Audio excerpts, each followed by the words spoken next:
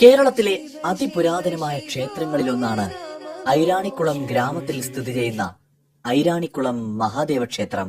ശിവ ശിവ ശിവ ശിവ ശിവായ നമോ ശിവ ശിവ ശിവ ശിവ ശിവായ നമോ ഹര ഹര ഹര ഹര ഹരായ നമോ ഹര ഹര ഹര ഹര ഹരായ നമോ ഹര ഹര ഹര ഹര ഹരായ നമോ.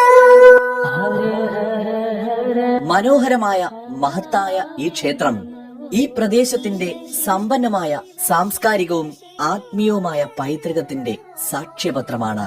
ശിവഭഗവാനായി സമർപ്പിച്ചിരിക്കുന്ന ഈ പുരാതനമായ ക്ഷേത്രം അതിന്റെ ശാന്തമായ അന്തരീക്ഷത്തിനും വാസ്തുവിദ്യ വൈഭവത്തിനും ആഴത്തിലുള്ള ചരിത്രപരമായ പ്രാധാന്യത്തിനും പേരുകേട്ടതാണ്.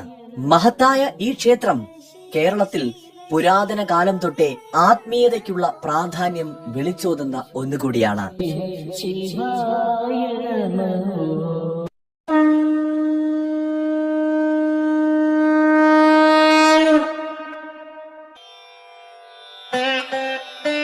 കേരളത്തിലെ തൃശൂർ ജില്ലയില് മാളയിൽ നിന്ന് ഏകദേശം 6 കിലോമീറ്റർ ദൂരത്തിൽ കുണ്ടൂർക്ക് പോകുന്ന വഴിയിൽ ഐരാണിക്കുളം ഗ്രാമത്തിൽ സ്ഥിതി ചെയ്യുന്ന അതിപുരാതനവും മഹത്തായതുമായ ഒരു ക്ഷേത്രമാണ് ഐരാണിക്കുളം മഹാദേവ ക്ഷേത്രം.